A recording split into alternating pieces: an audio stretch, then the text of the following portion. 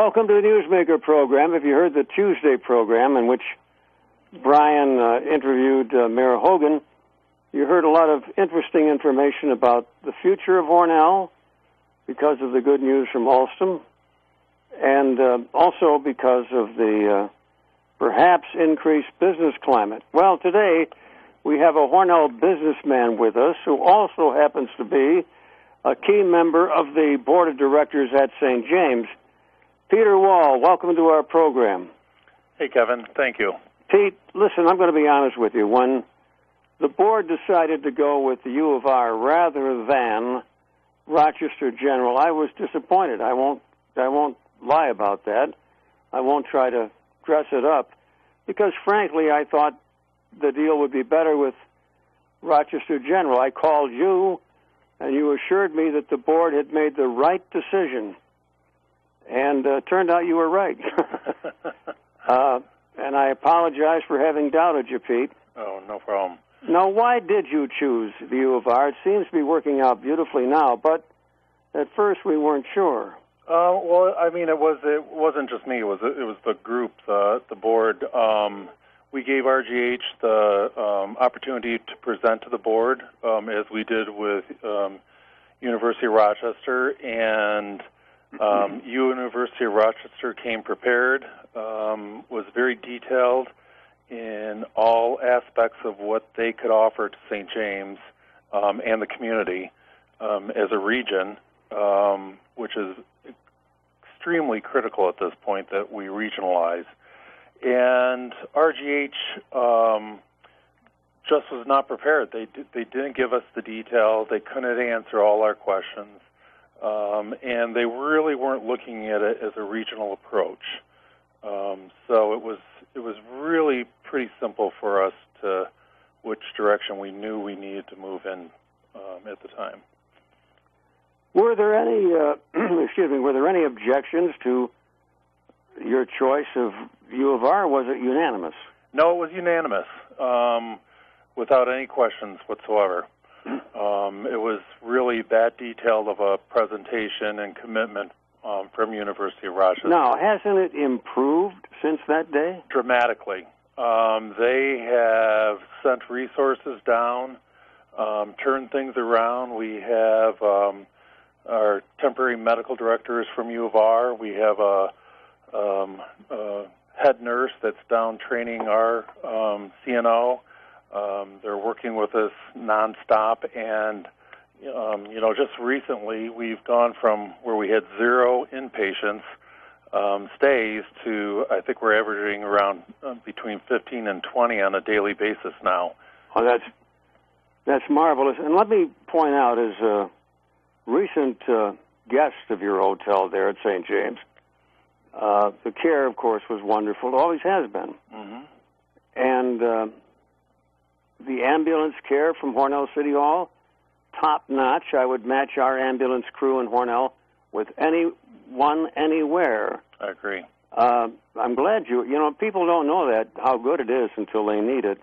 Yep. And then, thank God, we have the hospital still here. And apparently, now what you just told me, originally it was, 5 or 6 beds they were going to allow? Well, originally we weren't going to have an inpatient presence.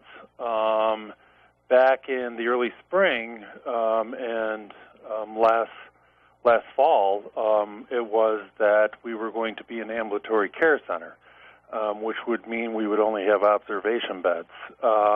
With all the efforts from Save Our Hospital, especially with the mayor and all our visits to Albany, proving that we needed inpatient beds, that was put on the table by University of Rochester that they agreed we should have beds and continue to support that.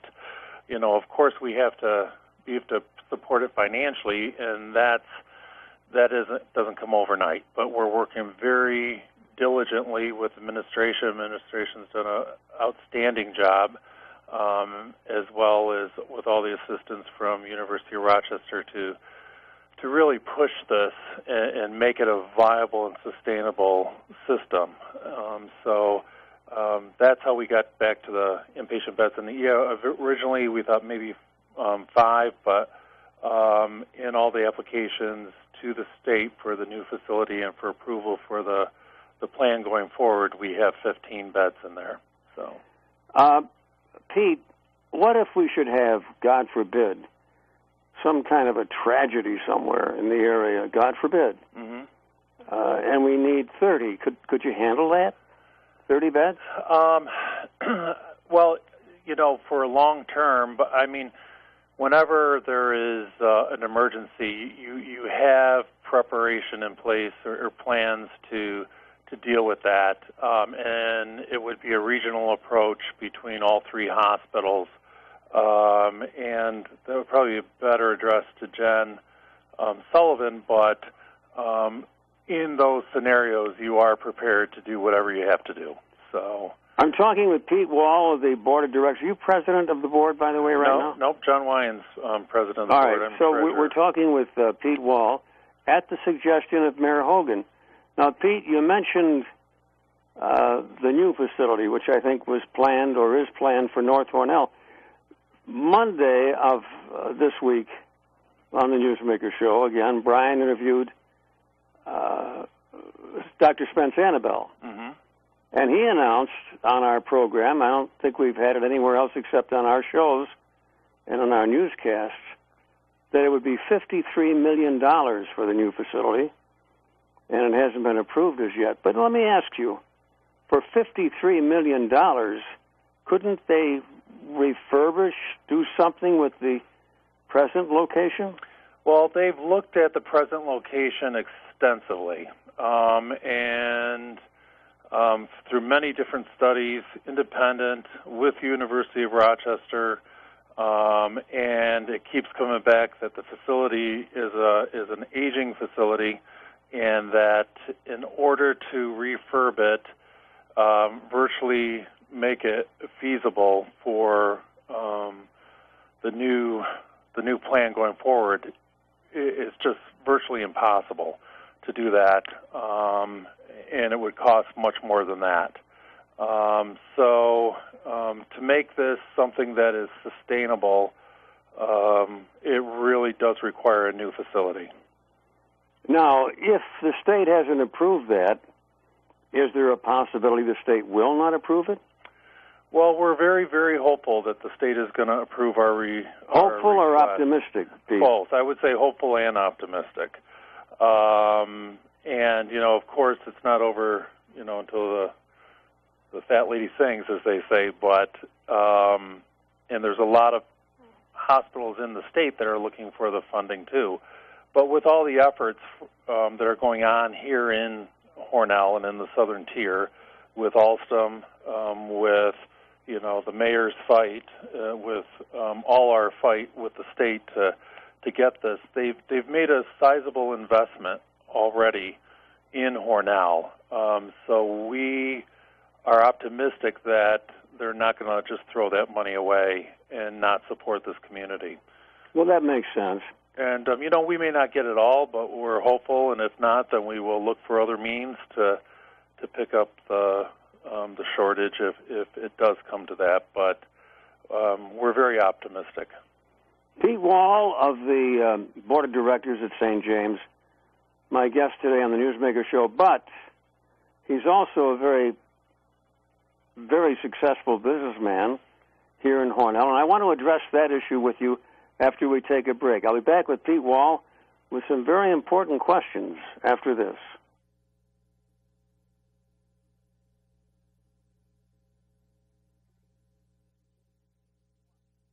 Okay, for those of you joining us late, my guest is Pete Wall on today's Newsmaker Show. This is Kevin Dorn, back after an absence of a while, and I want to thank Brian O'Neill for filling in so successfully. Got a lot of very important news from this show, including Mayor Hogan yesterday predicting that Hornell is on the verge of a boom. Now, Pete, what about that? I'm extremely happy for that, and proud of all the work that's gone into it from the mayor and the IDA and with Alstom. So, no, I think it's an exciting time we live in right here in the Valley. Okay, so you do think that the mayor was not over the top when he said that there should be, didn't say there would be, but there should be a rush to locate in the downtown area, businesses that is. Mm-hmm. What kind of businesses? It's all, I mean, Main Street is, as it is today, is nothing like it was 10 or 15 or 20 years ago. Well, you know, as an entrepreneur and looking at it from that, you have to look at the demand. You know, you have 400 new jobs coming in, you know, and growth. There's, you know, money to be spent. So it's really figuring out that niche that's, you know, needs to be filled. And you know, whether it be income living, you know, apartments like they did at the Federation building, if it's shops, I don't know if we're, you know, I'm not sure what the breakdown is of, you know, the foreign market coming into here, but that offers a whole different opportunity for businesses that, you know, small business that may want to start up. So you'd be surprised what will pop up with businesses. Well, Pete, let's return to the hospital for just a moment. You were at a conference, I'm told, either last weekend or last week, dealing with hospitals, not just in Hornell, but throughout the Northeast. Is that correct? Yeah, it was all of New York State. All of New York State? Yeah, so it was representatives from all New York State hospitals, upstate, that were here. So anywhere from Elmira, Corning, Binghamton, Albany, that area, Saratoga, that we met in Lake George. What did you learn?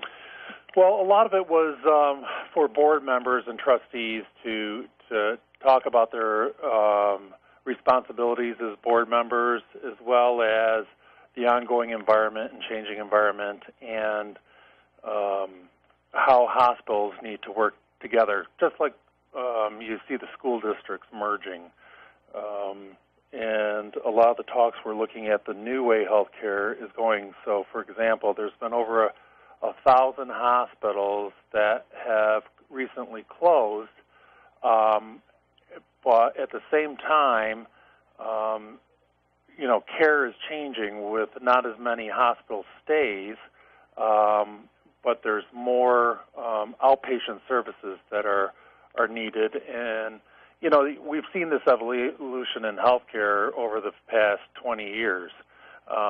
You know, it used to be you go in for an appendix and you were in the hospital for, you know, 3 to 4 days after that surgery, and now they're outpatient. You go home the next day or the same day. So as medicine progresses, the hospital systems need to catch up, so and become more efficient. I have been amazed at my grandchildren having their tonsils out and going home either that day or the very next day, and not having all the terrible problems that we had when I was a kid. You know, they promised you all the ice cream you could ever eat, but you didn't want any. Right. Do you remember those days? I do. Well, things are definitely getting better. All right, now, returning for a moment to the downtown business situation. Again, the mayor was really very optimistic on yesterday's program. I'm optimistic, and I would be very hopeful for that, because I think in today's society, we're starting to see a swing back. You know, everything was the malls and the large stores like Walmart, Kmart, all of these coming in. And people want to get back to that individual attention, not for everything. You'll always have your Walmart, there's no doubt, but especially as we start to move, you know, into a different era, people are looking for that individual attention, you know, and I think that's an opportunity that we can see a revitalization of Main Street. And people bring in business. It's not always just stores, but it's actually businesses like mine. We came here, we were on Broadway for 12 years, and, you know, that was... you have to look at things on just bringing other small businesses in and locating them here. And that's, kind of what we did. We had our main office in Rochester, and it just made more sense to bring it all back here to Hornell. How many people do you employ there, Pete? Total here, I think in the entire depot, we have probably close to 70 people working here in the entire depot. Wow, that's terrific. And then we still have people in other offices, but I think between us and the doctors, I think we got about 70 or maybe even more. But yeah, so we have, and we just signed 2 more large contracts that are, we've just been hiring for that. So it's, when you can find an environment that you can thrive in, and especially with the support of the government, the local government, it's very helpful. You don't feel like you're out there on your own, and you have resources to go to. And I think that's the opportunity that we have in communities like Hornell and in this valley, that you have government and IDA and all of it, the mayor, there for resources. So when you're looking for help, you can go to them. You can't get that. If I'm in Rochester, I don't have that access. I can't do that. You're virtually out on your own. So, and they can steer you in the right direction and give you suggestions, and it's been extremely helpful. I mean, we would never have been able to think about even being here in the depot when we needed the space, and they brought it to us and helped make it happen. So it's very beneficial for small business. Pete Wall, thank you so much for being with us, and let's hope you and Sean Hogan are correct in your predictions. I'm hoping. We all are. And by the way, that's going to make a big difference in St. James. Something else we learned yesterday, at least I did, maybe others knew it, listening to the mayor with Brian O'Neill, and that was that we have a lot of young French students now in our school system, meaning that Alstom is bringing in some of their big brass, not their big grass, we have enough grass, big brass over here. Sounds that way to me, at least, huh? You're right. Yeah, that's true, and that's an opportunity all the way around. So, trying to help meet them, their lifestyle, which is, quite a bit different in France than it is here in New York, especially rural New York. All right, Pete Wall, your mother and I went to school about the same time. She was a crossing guard when I started school, and I can remember those hands coming down and grabbing me and taking me across the street. Thank you so much, Pete, for being with us. My pleasure. And if I were you, I wouldn't mention that to your mother because she might crown you right there. And Now stay tuned for more news and information where news comes first, AM 1480, WLEA.